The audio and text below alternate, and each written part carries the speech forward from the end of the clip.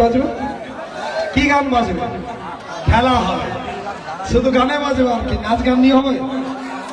তোরা নাচবেন তো? নিয়েও আসে নাচবা, কিন্তু নিয়ে তো নাচবা নিয়ে জানো, একটু এরকম এরকম করবো আর তাল গান। এটাকে আমি সবাইকে আন্তরিক ধন্যবাদ জানিয়ে আমি শুধু এটুকুই বলবো, যেহেতু এবছর নির্বাচন এসে গেছে, আগামী 23শে এপ্রিল তার নির্বাচনের শুভ দিন। এই মহেন্দ্রক্ষণ শুভ দিন আমাদের জীবনে আসতে চলেছে। এটা একটা উন্নয়নের দিন, শান্তি সম্প্রীতি সৌহার্দ্যের দিন, উন্নয়নকে ত্বরান্বিত করার দিন, সর্বধর্মের সম্প্রীতি বজায় রাখার, অব্যাহত রাখার একটা দিন আসতে চলেছে। তাই আমি দুর্লভপুর প্রিয়বাসীকে আমি অনুরোধ করব, আপনারা যে কোনো মূল্যে যে কোনো প্রকারে আগামী 23শে এপ্রিল সবাই মিলে একটি দুর্লভপুর অঞ্চল থেকে মমতা বন্দ্যোপাধ্যায়ের জন্ম থেকে মৃত্যু, এই যে একাধিক অভিনব অভূতপূর্ব এই সুবিধা নিতে আগামী শুভ দিনে এই দুর্লভপুর অঞ্চল থেকে প্রিয় নেতৃত্ব কর্মী জনসাধারণকে অনুরোধ করব, আপনারা সবাই মিলে লড়াই সংগ্রামে আপনারা করবেন। এই অনুরোধ আহ্বান করতে আমি এসেছি, কারণ মমতা বন্দ্যোপাধ্যায় ছাড়া বাংলায় আমাদের কোনো বিকল্প নেই। বাংলায় ভারতবর্ষে সবাইকে চমকে দিয়ে অবাক করার মতো দৃশ্যমান গুণমান উন্নয়ন দিয়ে একটা উন্নয়নের বিপ্লব রেভলিউশন সৃষ্টি করেছেন মমতা বন্দ্যোপাধ্যায়। যে কোনো মূল্যে যে কোনো প্রকারে সমস্ত মতভেদ, মতান্তর, মতপার্থক্য দূরে ফেলে মুই বড় ছিল তুই বড়ছিস, মন নিটাকে আমি তো নি জানো, মেম্বার ভালো না ভালো না, সেগুলো বাদ দিয়ে মমতা বন্দ্যোপাধ্যায় দিদির ভোট, বিধানসভার ভোট, উন্নয়ন নেওয়ার ভোট আপনাদেরকে নিতে হবে। সেই সময় এসে গেছে বন্ধুগণ, বেশি দিন আর নেই। আমি অনুরোধ করব, যে কোনো মূল্যে যে কোনো প্রকারে মমতা বন্দ্যোপাধ্যায়ের উন্নয়নের সাফল্যকে ধরে রাখতে হবে, কারণ মমতা বন্দ্যোপাধ্যায় ছাড়া আমাদের উন্নয়নের কোনো ঠিকানা নাই। তাই মমতা বন্দ্যোপাধ্যায় আমাদেরকে যে উন্নয়ন দিয়েছেন, শান্তি সম্প্রীতি দিয়েছেন, এটা আমরা কখনো ভুল করব না। আমরা যদি ভুল করি তাহলে কিন্তু আমাদের আফসোস করার জায়গা থাকবে না। আমরা যদি অবাঞ্ছিত দল, আমাদের যারা ভোট কাটার দল, যারা ধর্মান্ধতা করে, যারা এবারে ক্ষমতায় আসতে পারবে না, যারা বলেছিল 21 সালে 200 পার, ওই 200 পার এখন ডিপ ফ্রিজে আছে, তারা এবারে ক্ষমতায় আসতে পারবে না। তাই তাদের ভোট দিয়ে ভোটটা বিনষ্ট করা যাবে না। বন্ধুগণ, ভোট বিনষ্ট করলে আফসোস করার সুযোগ পাবেন না। মমতা বন্দ্যোপাধ্যায় যেদিন বাংলায় থাকবে না, বাঙালিরা বুঝবে, গরিব অসহায় মানুষ বুঝবে আমরা কাকে হারালাম। তাই তাকে হারানো যাবে না। তিনি আমাদের অতন্ত্র প্রহরী, আমাদের হৃদয়ের হৃদস্পন্দন, তাকে হারানো যাবে না। যদি আমরা তাকে হারিয়ে দিই তাহলে পরে আফসোস করেও, মাথা আছড়িয়েও, চুল ছিঁড়েও আমরা সেদিন আর ঘুরে পাবো না। তাই কারো কথায় কর্ণপাত করবেন না। আমি প্রিয় দুর্লভপুরবাসীকে অনুরোধ করব, আপনারা যে দুর্লভপুরের লোক, আপনারা রাজনৈতিক সচেতন লোক, তাই আজকে বিজেপি পার্টি এখান থেকে মুছে যাচ্ছে। বিজেপি দল যা মিথ্যাচার করেছে, মানুষের আশা আকাঙ্ক্ষা কিছু পূরণ করতে পারেনি। আমিও একটা সময় ভেবেছিলাম নরেন্দ্র মোদীজি দেশের অনেক মানুষের সমর্থন নিয়ে প্রধানমন্ত্রী হলেন, কিন্তু মাননীয় প্রধানমন্ত্রীজি 3 টার্মে প্রধানমন্ত্রী হয়ে মমতা বন্দ্যোপাধ্যায়ের মতো 10-20টা উন্নয়ন, একটা তার থেকে 4-5টা উন্নয়ন বাড়ি বাড়ি দিতে পারলেন না। কোন দৃশ্যমান গুণগত উন্নয়ন আমরা বাঙালিরা পেলাম না। কেন্দ্রের কাছে যা টাকা আছে, আমরা বাংলার 10 কোটি মানুষ 10 বছর ধরে গুণে শেষ করতে পারবো না। তারা রাতকে দিন করতে পারে, কিন্তু তারা উন্নয়ন করলো না। তাই আমি আপনাদের বলবো, আমি আসামে গেছিলাম ভোট প্রচার করতে, একটা বর্মন গ্রামে গেছিলাম 12 বর্ডারের পাশে। তারা বলছে মাইক ধরে যে বাংলার মতো একটা মুখ্যমন্ত্রী যদি আসামে থাকতো, গরিব অসহায় মানুষ আসামের ভালো থাকতো। আসামের লোক আফসোস করছে। তাই দাঁত থাকতে যেমন দাঁতের যত্ন নিতে হয়, তেমনি আপনারা মমতা বন্দ্যোপাধ্যায়কে বাঁচিয়ে টিকিয়ে রাখুন। বাংলার গরিব অসহায় মানুষকে ভালো রাখতে গেলে, বিভিন্ন রকমের দৃশ্যমান দৃষ্টান্তমূলক উন্নয়ন নিতে গেলে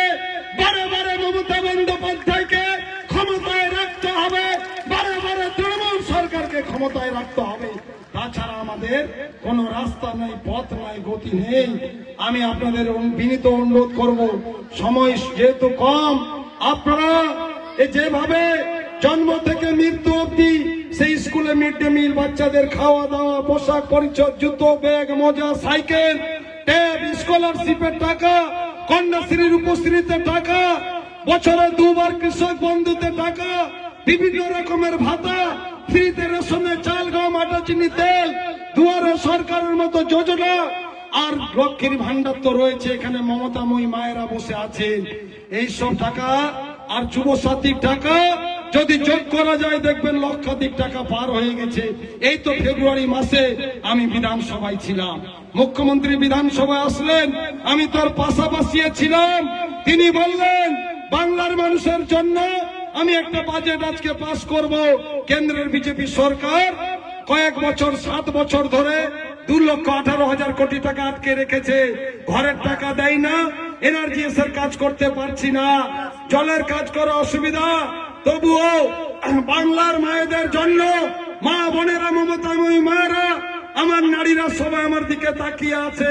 তোমরাও আমাকে বলেছো লক্ষ্মীর ভান্ডারের টাকা বাড়াতে, তাই আমি 500 টাকা আজকে থেকে বাড়িয়ে দিলাম। এবং এই 500 টাকা বাড়ার জন্য সরকারের বছরে 15,000 কোটি টাকা খরচ হবে। কিন্তু তিনি পিছপা হননি। শুধু 500 টাকা নয়, উনি বছর 3 আগে বিধানসভায় একটা আইন এনেছিলেন। সে আইনে বলা ছিল যে 60 বছরে লক্ষ্মীর ভান্ডারের টাকা বন্ধ হয়ে যাবে। উনি পরে ভাবলেন 60 বছরে যা লক্ষ্মীর ভান্ডারের টাকা বাড়তে বাড়তে এত টাকাই পরিণত হবে, সেদিন যদি ঝট করে বন্ধ হয়ে যায় মায়েদের, মেয়েদের কত কষ্ট হবে। তাই তিনি বিধানসভা আইন এনেছিলেন। ওই আইনে আমিও ভোট দিয়েছিলাম। সে আইনে বলা আছে 60 বছর না, 100-150 বছর বাঁচলেও মহিলারা লক্ষ্মীর ভান্ডার চলতে থাকবে, বন্ধ হবে না। তাই আমি আপনাদের অনুরোধ করব।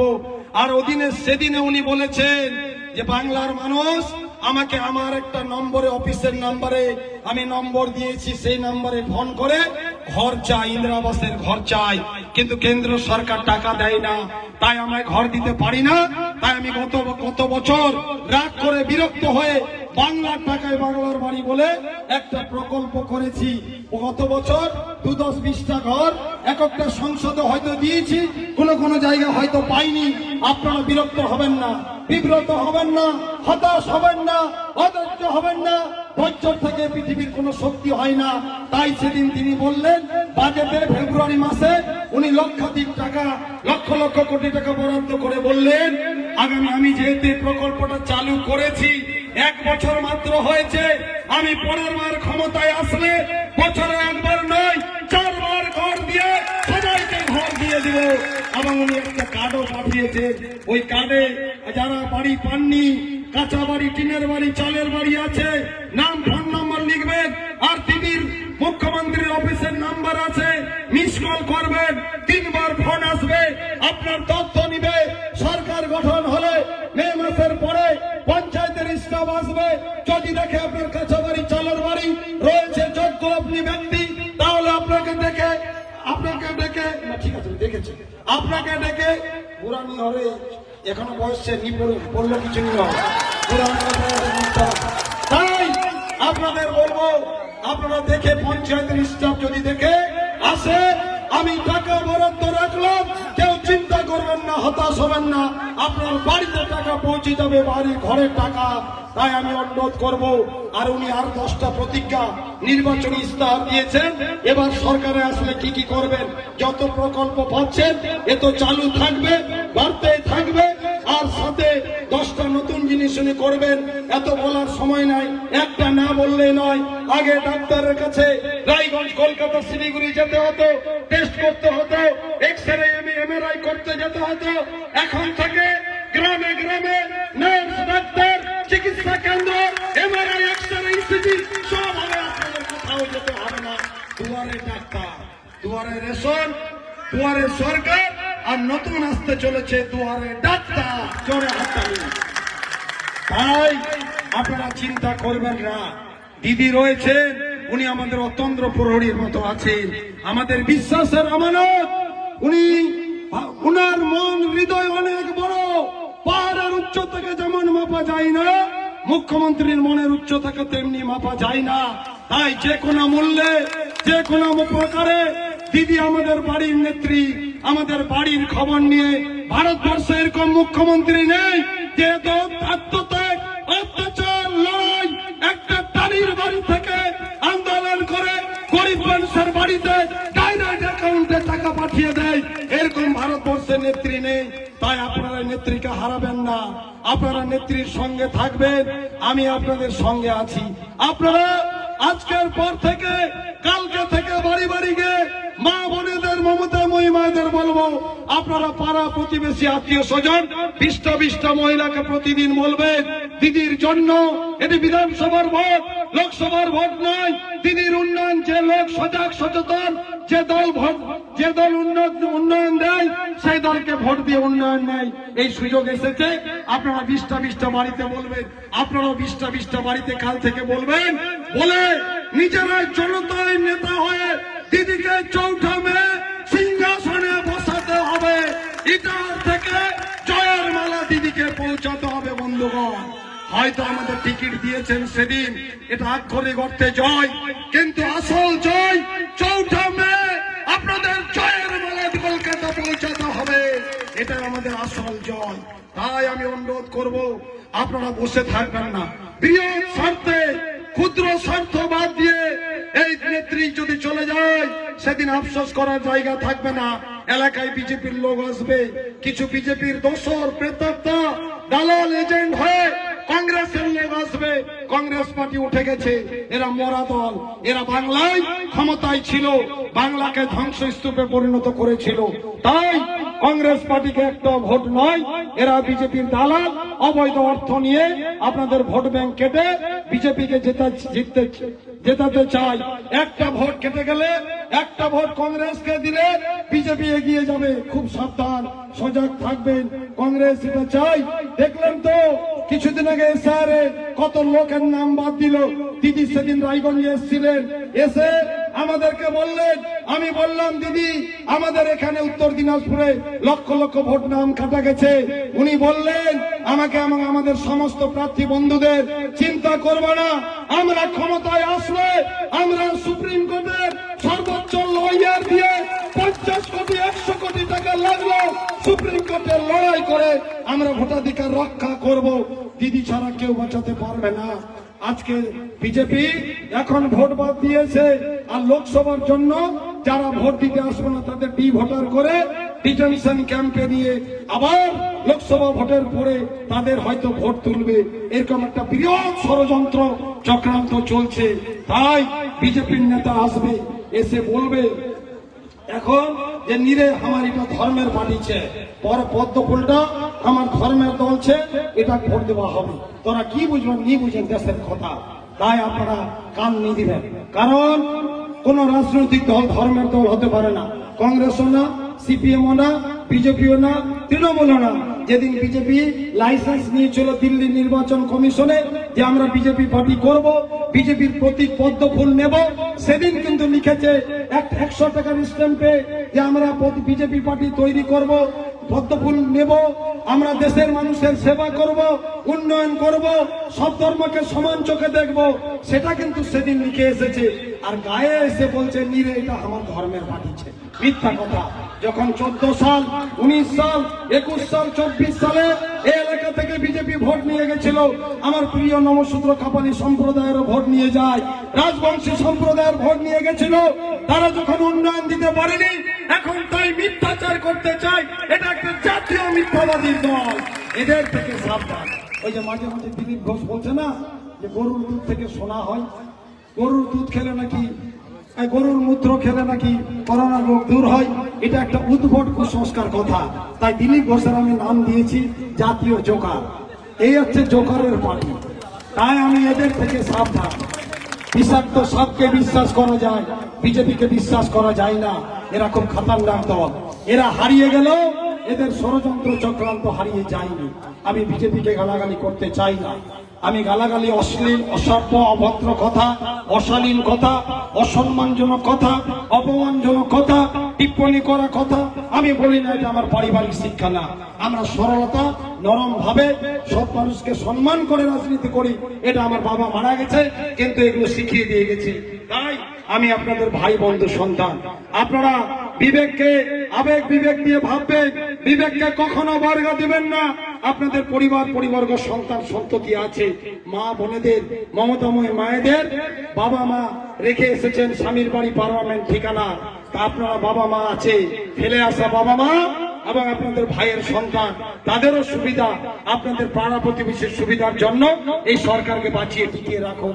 কালকে পাড়া প্রতিবেশীর কিছু হলে একদিন দুদিন হেল্প করবেন, তাকে লক্ষ লক্ষ টাকা বছর শেষে কেউ হেল্প করবে না। কে করবে? একমাত্র মমতা বন্দ্যোপাধ্যায় করবে। তাই তার প্রতি সমর্থন রাখুন। আমি আপনাদের ভাই বন্ধু সন্তান হিসাবে আছি। আমি কখনো কোন ধর্মকে অসম্মান করিনি। আজকে এলাকা ইটাহারে 21 সালের পর থেকে 1 বছর 4 মাস 23 দিন সরকার বন্ধ ছিল। তার মানে 3.5 বছর আমি এমএলএ এর কাজ করতে পারলাম।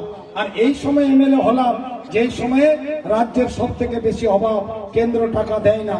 11-16 সালে যারা এমএলএ মন্ত্রী ছিল তখন রাজ্যের অবস্থা টাকার ভালো ছিল। 11 সালে মনমোহন সিং সরকারের সঙ্গে জোট ছিল, কেন্দ্র টাকা দিচ্ছিল, এখন অর্থ দেয় না। তবুও কষ্ট করে আপনাদের আস্থা, বিশ্বাস, ভালোবাসায় আপনারা ভাই বন্ধু সন্তান হিসাবে ভালোবাসেন বলে আজকে দিদি টিকিট দিয়েছে। আর আপনারা ভালোবাসেন বলে দিদি একটু প্রশংসা করে, সে মাতৃময়ী পরশের স্নেহে দয়া আদরে উনি আমাকে কাজ দেন, মন্ত্রণালয় কাজ দেয় বলে আমি কিছু কাজ করতে পেরেছি। আজকে 5 বছরে প্রত্যেকটা ধর্মীয় অনুষ্ঠান, সংস্কৃতি, কৃষ্টি, কালচার, অষ্টপ্রহর, 16 প্রহর, 32 প্রহর, 64 প্রহর, প্রত্যেকটা দুর্গা পূজা সপ্তমী থেকে নবমীতে, কালী পূজা, শ্মশান কালীর মেলা হোক, জালসা হোক, কীর্তন হোক, আদিবাসীদের অনুষ্ঠান হোক, সিধু কানু মেলার অনুষ্ঠান হোক, প্রত্যেকটা অনুষ্ঠানে 5 বছরে আমি এসেছি, একদিনও বাদ দেয়নি। 1 বছর দাঁত তুলেছিলাম, দাঁতের ব্যথা, তবু আমি সপ্তমী থেকে নবমী প্রত্যেকটা পূজায় এসেছি। একবার বৃষ্টি হয়েছে, ভিজে ভিজে এসেছি। একবার অষ্টমী নবমী একই দিনে হয়েছে। 2 দিনের মধ্যে 140টা পূজায় যাওয়া কত কষ্টকর। ইটাহারটা কত বড়, রাত 2টো অবধি গেছি। প্রত্যেকটা কীর্তনে এসেছি, 1 কুইন্টাল করে চাল দিয়েছি। 150টা কীর্তন হয় কম বেশি, 150 কুইন্টাল চাল বছরে, আর 5 বছরে যোগ করলে 700-750 কুইন্টাল চাল হয়। আমি কখনো পিছপা হয়নি। আজকে দুর্গাপূজার শেষে এখানে বিজয়ের সম্মেলনে আমি প্রতিষ্ঠিত করেছি। দুর্গাপূজা কমিটিগুলোকে বিজয়ের মিষ্টি দেওয়া, গাছ দেওয়া, আর্থিক উপহার দেওয়া, নমনটা দেওয়া, তাদের সঙ্গে থেকেছি। প্রত্যেকটা অনুষ্ঠানে এই জন্য থেকেছি, এসেছি যে একটা এমএলএ প্রত্যেকটা অনুষ্ঠানে কষ্ট করে যদি পৌঁছাতে পারে। ভারতবর্ষ, পশ্চিমবঙ্গের এমএলএ কেউ এরকম পৌঁছায় না। আমারও কষ্ট হয়, কিন্তু পৌঁছাই কেন? যাতে এলাকায় শান্তি, সম্প্রীতি, সৌহার্দ্য, সৌভাতৃত্ব বজায় থাকে, তার অনুগমন অনুসারীরা সেই পথে চলে। তাই আমি এসেছি। তাই আমার দ্বারা কোনো ভুল হলেও আমি নির্ভুল ব্যক্তি নয়। ভুল হলে নিঃসন্তান মনে ক্ষমা করবেন। আমি আপনাদের সেবক হিসেবে আছি, বিধায়ক হিসাবে নয়। আমি ক্ষমতাটাকে, আমি পদকে ক্ষমতার কেন্দ্রবন্দী হিসাবে দেখি না, আপনাদের সেবক হিসাবে দেখি, আমি শাসক হিসাবে দেখি না। তাই আমি যতদিন জীবিত আছি, যতদিন দেহে শ্বাস আছে, যতদিন গায়ে 1 বিন্দু রক্ত আছে, আপনাদের ছেড়ে কোথাও পালাতে পারবো না, যাব না। মরে গেলেও যাব না। মৃত্যুকে বরণ করতে রাজি আছি। জীবনের সর্বোচ্চ ত্যাগের মাধ্যমে এই দুর্লভপুরের মানুষকে, ইটাহারের মানুষকে দুর্যোগ, দুর্বিপদ, বিপদ আপদ, লড়াই সংগ্রামে পাশে থাকবো। জীবনেও পালিয়ে যাব না, কারণ এইটা আমি পালাতে পারবো না। যারা 21 সালে শুধুমাত্র টিকিটের জন্য যারা পালিয়ে গেছিল, যাদের আপনারা 10 বছর বিধায়ক করেছিলেন, যাদের জন্য পরিশ্রম করেছিলেন, যাদেরকে মান সম্মান ইজ্জত দিয়েছিলেন, তারা টিকিট না পেয়ে শুধু অবৈধ অর্থ, অবৈধ ক্ষমতা, অবৈধ চেয়ারের জন্য 10 সেকেন্ডে আপনাদের পালিয়ে বিজেপি চলে গেছিল। তারা এখন কুমিরের কান্না দেখাচ্ছে। তারা আসলে কংগ্রেস করতে যায়নি, তারা মিস্টার সুবিধাবাদীর দল। তাদের আমি নাম দিয়েছি ওস্তাদ। সে কিসের ওস্তাদ? দল বদলানোর ওস্তাদ। এরা সকলেই সাপ যেমন খোলস বদলায়, তারা বদলায়। এরা কখনো মন দিয়েও কংগ্রেস করতে যাচ্ছে না। কালকে 21 সালে যদি বিজেপি ক্ষমতায় আসতো, সংখ্যালঘু আমি প্রিয় হিন্দু ধর্মাবলম্বী আমাদের সমর্থকদের, আদিবাসী সমর্থকদের, বিজেপি যে পার্টির লাশ চাই, রক্ত চাই, সেদিন 21-এ ক্ষমতায় আসলে আজকে লাশ রক্ত নিয়ে খেলতে এরা কিন্তু মজা করে কলকাতা চলে যেত। বিজেপি জিতলে, সরকারে থাকলে এরা জীবনেও কংগ্রেসের তৃণমূলে ব্যাক করতে চাইতো না। এরা স্বার্থপর, এরা স্বার্থান্বেষী মানুষ। যাদের রক্তে তৃণমূল কংগ্রেস মিশে নাই তারা স্বার্থান্বেষী মানুষ হয়।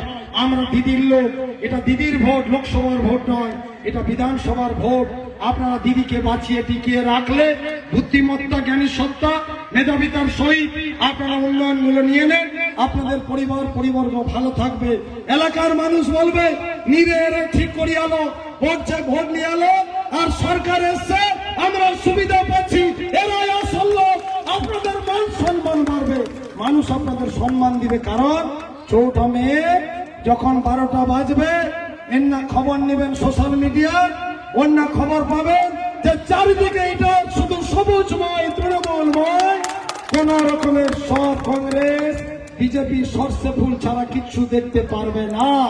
আমি অনুরোধ করব, ক্ষুদ্র স্বার্থবাদ, আমি আপনাদের ভাই বন্ধু সরকার হিসাবে আপনাদের সঙ্গে আছি, আপনারা একা নন। আজকে এসআইআর এর আন্দোলন হোক, আমাকেই করতে হলো। 23 দিন অবস্থান অনশন আমাকেই করতে হলো।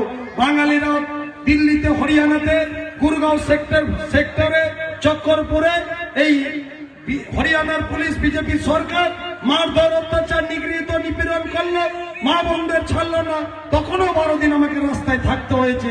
দিল্লি, হরিয়ানার আইপিএস, এসপি আন্দোলন, মারধর বন্ধ করতে বাধ্য হয়েছিল। কে আন্দোলন বিপদ আপদে থাকে? আমরাই থাকি। তাই আমি অনুরোধ করব, বারে বারে বিনীত নিবেদন করব, আপনারা একটা সময় 21 সালে আমি যখন নির্বাচনে প্রতিদ্বন্দ্বিতা করি, এই নেতাগুলো বসে আছে এখানে, এই নেতাগুলো আমাকে ভাইয়ের মতো, সন্তানের মতো আমাকে এরা ছেড়ে যায়নি, এরা আমাকে আগলিয়ে রেখেছিল। সেদিন আমি প্রতিজ্ঞা করেছিলাম, দুর্লভপুরের মানুষ, আমি যতদিন বাঁচবো, আমি পৃথিবীর কোন শক্তি, অপশক্তি নেই আমাকে দুর্লভপুর থেকে বিচ্ছিন্ন করতে পারবে, কোন অপশক্তির কাছে মাথা নত করব না। সেদিন আমি প্রতিজ্ঞা করেছিলাম, তাই আমি আপনাদের সঙ্গে আছি। আজকে ইটাহারের নাম, দুর্লভপুরের নাম পশ্চিমবঙ্গের মানচিত্রে সর্বোচ্চ জায়গায় পৌঁছেছে। আজকে ইটাহারকে কলকাতার মানুষ চিনতে পারে। ডক্টর জয়নাল আবেদিনের আমলে চিনতে পারত, আর হঠাৎ করে 10-15 বছরে ইটাহারটা ঝুড়ির তলাবিহীনের মতো নিচে পড়ে গেছিল। আজকে সেই জায়গা থেকে অনেক ত্যাগ, অনেক আত্মত্যাগ, অনেক তিতিক্ষা, অনেক পরিশ্রম, অনেক নির্লোভ হয়ে আজকে আমি ইটাহারকে বাংলার সর্বোচ্চ জায়গায় পৌঁছেছি। আমি চাই না কোনো দুর্যোগ হোক, দুর্বিপাক হোক, ভূমিধস হোক, ভূমিকম্প হোক। যদি বাইচান্স উপরওয়ালা করে দেয় হয়, তাহলে আমি ইটাহারের নাম বাংলার মুখ্যমন্ত্রীর কাছে এতটাই মুখস্থ করিয়ে দিয়েছি, তার পবিত্র মুখে জওয়ানে ইটাহারের নাম প্রশংসিত হয়েছে। এ কাজ আপনার দায়িত্ব দিয়েছিলেন, করে দিয়েছি। ইটাহারের বিপদ হলে লক্ষ লক্ষ কোটি টাকা দিয়ে ইটাহারকে পুনর্বাসন করে, পুনর্গঠন করে দিবে, এটাই মমতা বন্দ্যোপাধ্যায়। তাই অনুরোধ করব, বিজেপি, কংগ্রেস, সিপিএম আসবে, তাদের কথাই যদি ভোট বিনষ্ট করে দেন, আপনাদের ভোট মহামূল্যবান সম্পদ, এই ভোট যদি নষ্ট করে দেন তাহলে কিন্তু আফসোস করার জায়গা পাবেন না। এখানে বিজেপির লোক আসবে, যাবে, ভোট দিতে বলবে, তাদের কথাই ভুল বুঝাবে। কিছু অবৈধ অর্থ এই বিজেপির এমপির কাছ থেকে, রায়গঞ্জ থেকে, ইটাহার থেকে, যে বিজেপির এমপি কংগ্রেসকেও টাকা দেয়, বিজেপিকেও টাকা দেয়, তৃণমূলকে হারানোর জন্য, মানুষের উন্নয়ন বন্ধ করার জন্য, উন্নয়নকে ব্যাহত করার জন্য। মানুষ মরে যাক, চলে যাক, এই কংগ্রেসী নেতাদের কোনো যায় আসে না, এদের অবৈধ অর্থ আর ক্ষমতা চেয়ার চাই। তাই সেদিন যদি তৃণমূলকে আপনারা হারিয়ে দেন, আর পরে যদি বিজেপি, কংগ্রেস, সিপিএম এর নেতাকে এই নন্দনগ্রামে টার্নিং এ বা মোড়ে দেখতে পান, যে তুই এর না থাম ধরে, তুই তো কয়ালু বিজেপি ভারতবা হবে, তৃণমূল দলটা ভালো নিচ্ছে, তোর কোথায় তো ভোট আমরা দিন, উন্নয়ন কই? মে মাস চলে আসলো, 10 তারিখ চলে যাচ্ছে, 31 তারিখ চলে আসছে, জুন মাস এসে গেল, উন্নয়নটা কই? হন্য হয়ে ঘুরে বেড়াবেন, ব্যাংকে যাবেন, ওকে বলবেন, একে বলবেন, উন্নয়ন আর আসবে না। আর ওই বিজেপির নেতা, কংগ্রেসের নেতাকে যদি দেখতে পান, ট্রেন না বস, চা খা, উন্নয়নটা কি হল বাবু, তুই কো আমার সে কোনো উত্তর দিতে পারবে না, আপনাদের সন্তুষ্ট করতে পারবে না, সে মোটর সাইকেল নিয়ে চলে যাবে। কে উন্নয়ন দিবে?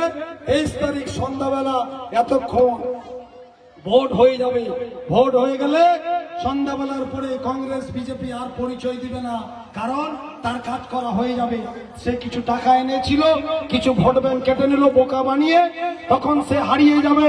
আর 23 তারিখের পরে 24 তারিখে যদি এখানে মাটি খুঁড়ে কেঁদে কেঁদে 10 ফিট মাটি রাগ করে খুঁড়ে ফেলে দেন, কেঁদে কেঁদে চোখের জলে ভরে দেন, তাও কিন্তু সে আর আসবে না, তাকে খুঁজে পাবেন না।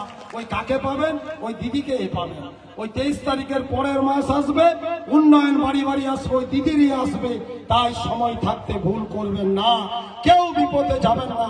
আপনারা সজাগ সচেতন নাগরিক মানুষ। এই 23 তারিখ এতক্ষণ তাদের এক্সপায়ারি ডেট হয়েছে, কথা ছেনি ওষুধ যদি কিনবা যান নন্দনগ্রাম ডাক্তারের কাছে, তো যদি এক্সপায়ারি ডেট লেখা থাকে না ওষুধে এক্সপায়ারি লেখা ডেট থাকে, তো ওই এক্সপায়ারি ওষুধ তো আপনারা নেবেন না, কেউ পকেটে ভারী করে কেউ নিয়ে যাবে কিনে। ওই এক্সপায়ারি ডেট হচ্ছে এই বিজেপি কংগ্রেসের 23 তারিখ সন্ধ্যা 6টায় এক্সপায়ারি ডেট, এক্সপায়ারি টাইম। এদের পরে আর পাবেন না। কাকে পাবেন? ওই আমাদের নেতা কর্মী দিদিকেই পাবেন।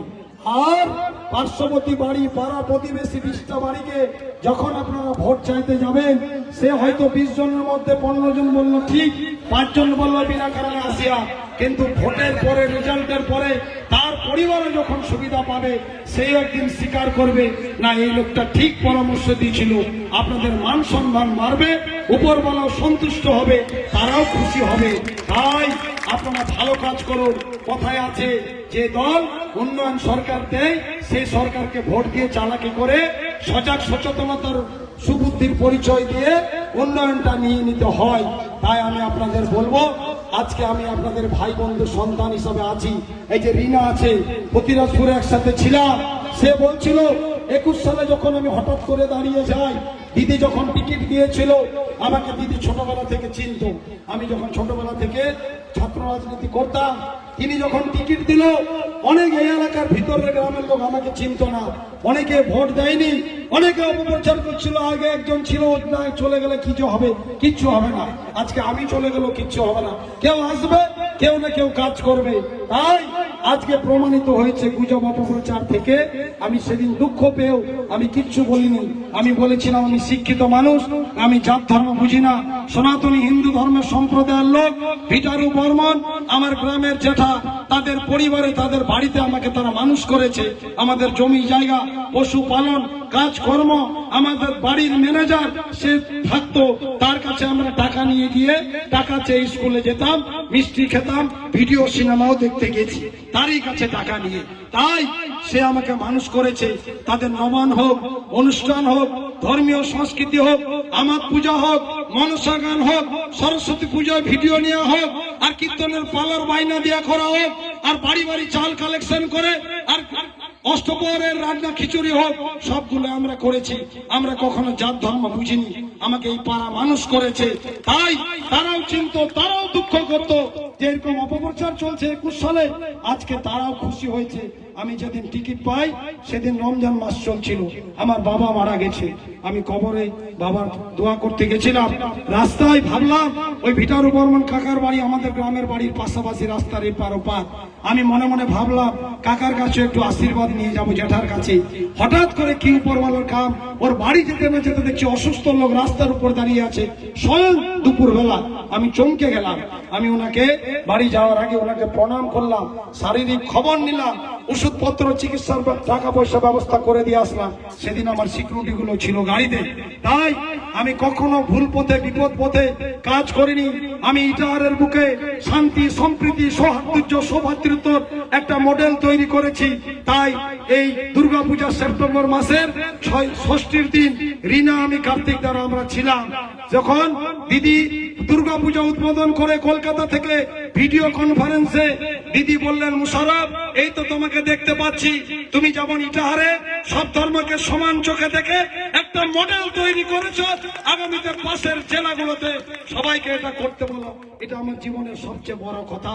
আজকে ইটাহারের মানুষ, আজকে রাধারা, ঝরুদা, ফেলুদারা মোহনরা, মদনরা, মৃগেন্দারা, আজকে গোপালরা, দিলীপ দ্বারা, রমণীরা সবাই আজকে আমাকে, এরিনা আমার বৌদি আছে, আমার প্রধান, সেও তারাও আমাকে আজকে পলাশদা, কার্তিক দ্বারা বলে সর্বধর্মের প্রতি, ইসরায়েল চাচারা বলে তারা বাপ চাচা সমতুল্য, খালেক চাচা তারা আমার পিতৃতুল্য সমতুল্য, আমি ওদের কাছে বাচ্চা, বাচ্চার থেকে ছোট, তারা আমাকে বলে সর্বধর্মের প্রতীক, এলাকার ইটাহারের মানুষ সর্বধর্মের প্রতীক বলে। এটা আমার জীবনের শ্রেষ্ঠ অর্জন, আর কিছু চাই না। কালকে মৃত্যু হয়ে গেলে কোনো আফসোস থাকবে না।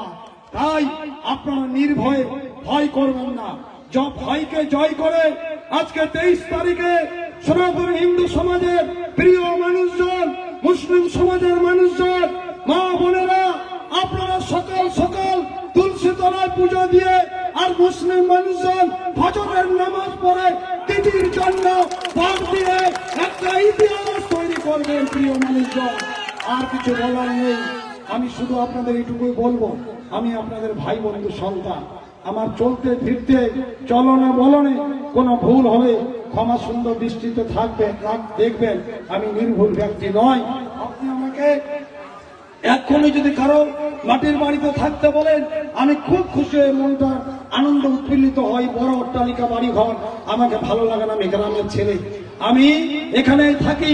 আমি মালদা শান্তি ভারতী ক্লাবের, যেটা মালদার সবচেয়ে বড় দুর্গাপূজা কয়েক কোটি টাকা দিয়ে করে, তাদের এই ক্লাবের আমি মেম্বার। ওখানে আমি ছোটবেলা থাকতাম, আমি দুর্গাপূজা হয় প্রতি বছর আগে যেতাম, 30 বছর গেছি। এখন এমএলএ হওয়ার পরে তারা প্রতি বছর আমাকে নিমন্ত্রণ পাঠায় আর বলে, বন্ধু তুই এমএলএ হয়ে আর একবারও 5 বছর পূজা দেখতে আসলি না, কিন্তু চাঁদাটা দিস, কেন আসিস না? তাকে আমি উত্তর দিলাম, আমাকে আর শহরে যাওয়ার দরকার নেই, আমার গ্রামের পূজা ভালো, আমি গ্রাম নিয়ে থাকবো, আমি যাবো না। তাই রায়গঞ্জ উদ্বোধনে ডাকে যাই না, এই নেতারা জানে আমি ঘুরে গেলে গ্রামেই থাকি, এখান থেকে পালাবার আমার রাস্তা নেই। তাই আমি কোনো পার্টিকে গালাগালি করতে চাই না। বিজেপি, কংগ্রেস, সিপিএম সব দল ভোট চাইবে, তাদের গণতান্ত্রিক অধিকার আছে, কিন্তু আপনারা আবেগ বিবেক দিয়ে বেছে ভালোটা আপনারা নেবেন।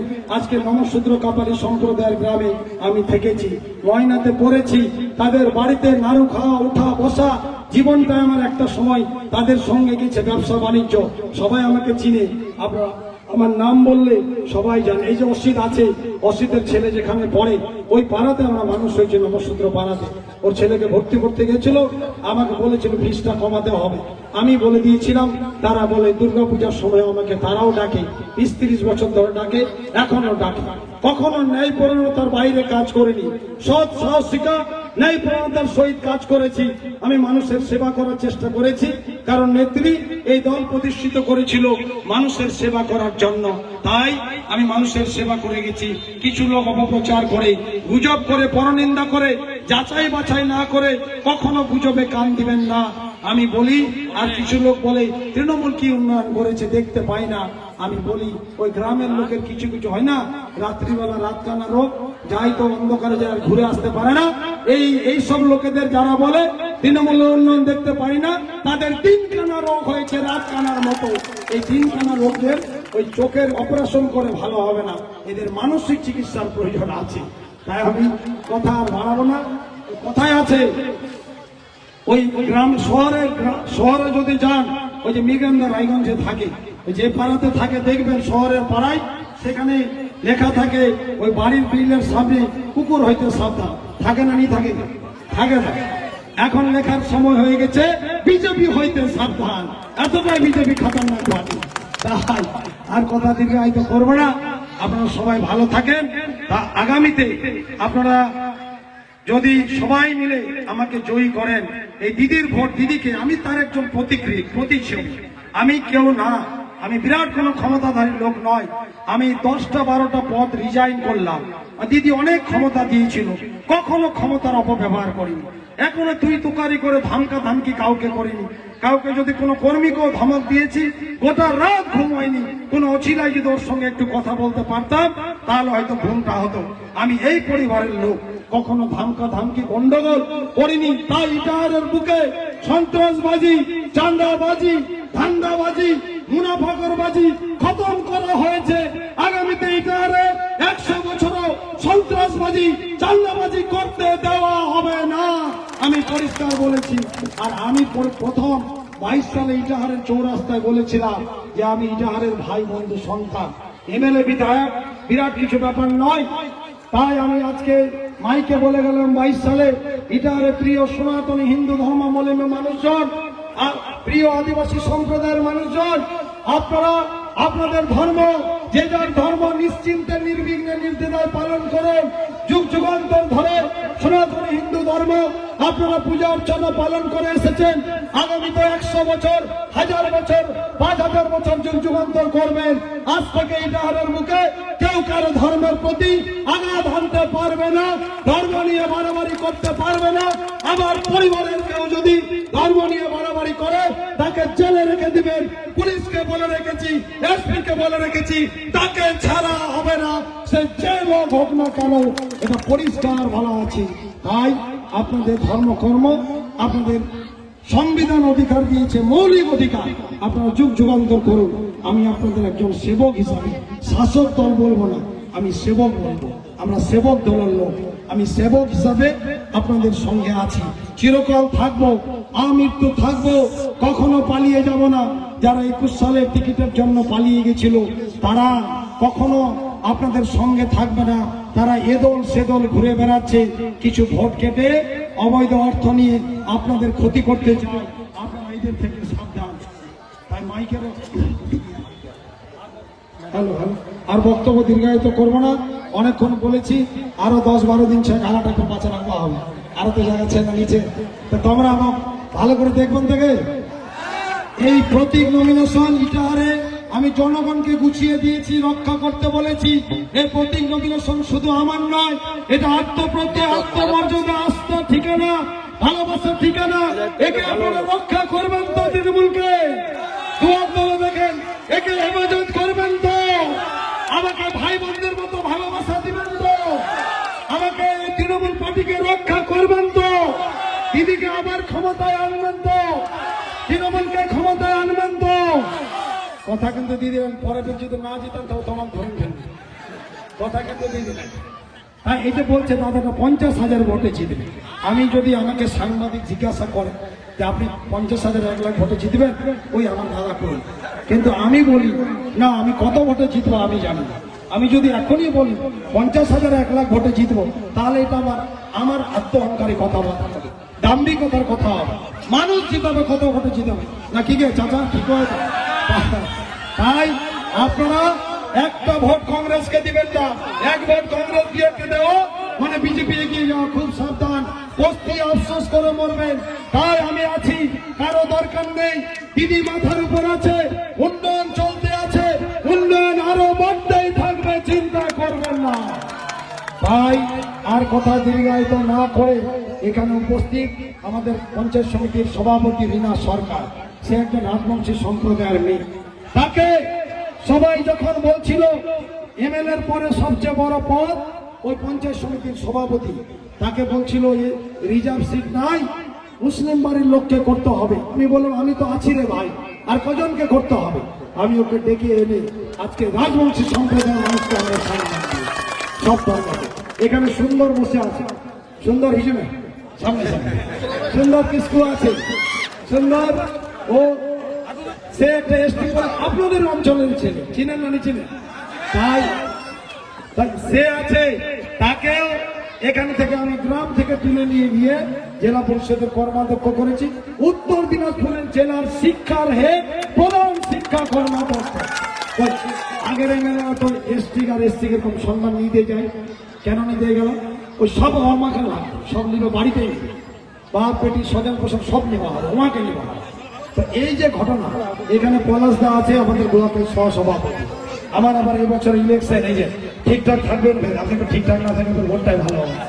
কার্তিকটা আছে ব্লক সহসভাপতি, আর এটা আমার গোটা গাঁও গ্রামে ধরম ভাবছে।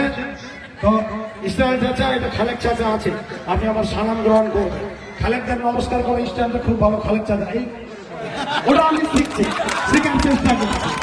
তাই এখানে ঝরুদা আছে অঞ্চলের সহসভাপতি, চ্যাম্পিয়ন ঝরুদা আছে, সন্ধ্যা মিশে নেই, ঠিক আছে টাইম নেই আছে। এখানে ফেলুদা আছে অঞ্চলের সভাপতি, আমার অত্যন্ত কাছের আমার বিশ্বস্ত আমাদের সভাপতি আমার বৌদি কাঁদছে বিনা সরকার দাঁড়াওগে বৌদি আমরা দাঁড়া নমস্কার করে বৌদি কাঁদছে সবাই হাত দাঁড়িয়ে রাধাদা আছে অঞ্চল তৃণমূল কংগ্রেসের চেয়ারম্যান ওই আমার শীর্ষ নেতা কথা কম কাজ বেশি আর যদি কই রাধাদা অঞ্চলের খবর কেমন ছেগে ওই নেগেটিভে কইবে মানে বেশি করে খাবার জন্য এই তোর বুধার খবর ভালো নিচে তার মানে ওকে বলবে তুমি বেশি করে খা এটা ভালো লক্ষ্য তো রাধাদা আছে রাধাদা আমাদের রাধাকান্ত রায় বাপদাদার আমলের মেম্বার আর প্রাক্তন প্রধান দল নেতা রাধাদার জন্য জোরে হাত তালি।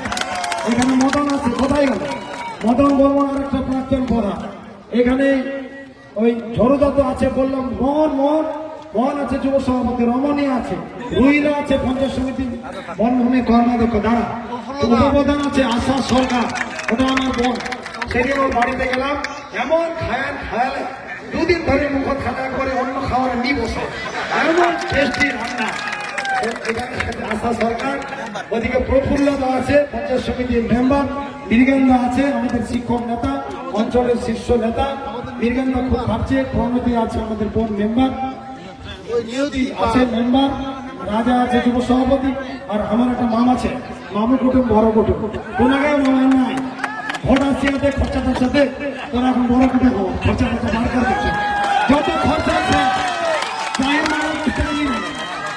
যত খরচা অংশন দেওয়া আছে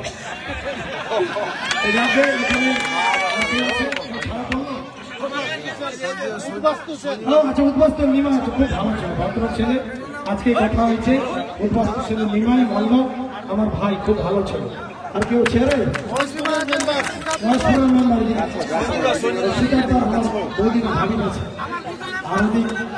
গোপাল আছে আমাদের দক্ষিণ গোপাল অঞ্চলের নেতা আগে মধু মামা বলেছি সঞ্জয় খাতুন মেম্বার আছে অনেক প্রণব আছে অনেক প্রণব ভাই মেম্বার হয়েছে অনেক লোক আছে নিচে তারা আসেন উজ্জ্বল ভাই আছে ওদিকে আরে আমরা দেখা যাওয়ার মধ্যে রাহুল আছে ফিরোজ আছে আমাদের নিরন্দা আছে জয়নাল আছে সুজাত আছে আচ্ছা ঠিক আছে ঠিক আছে তো যাকে সব নেতারা আছে আজকে জমজমক সুজাত আছে অনেক অনুষ্ঠান হয়েছে পরিপত্র আছে সবার আমি সবাইকে হ্যাঁ 21 সালের মিটিং না মনে আছে প্রথম মিটিং এই জায়গাটা খুব আমার লাকি মাঠ খুব পয়া মাঠ লাকি এই মাঠটা এই মাটিটা আমরা প্রণাম জানবো সালাম জানবো যাকে একটু অসিদ আছে মুজাফর আছে সবাই আছে আমি সবাইকে পুনরায় আন্তরিক অভিনন্দন সালাম নমস্কার সম্মান জোহার জোহার জানিয়ে আমার বক্তব্য এখানে উকিলটা আছে অদ্রুদা আছে উকিল আর রাধাদা তো বলেছি রাধাদা একটু শেষে মানে দু কথা বলে মিটিংটা শেষ করবে ধন্যবাদ নমস্কার বন্দে মাতরম তৃণমূল কংগ্রেস জিন্দাবাদ।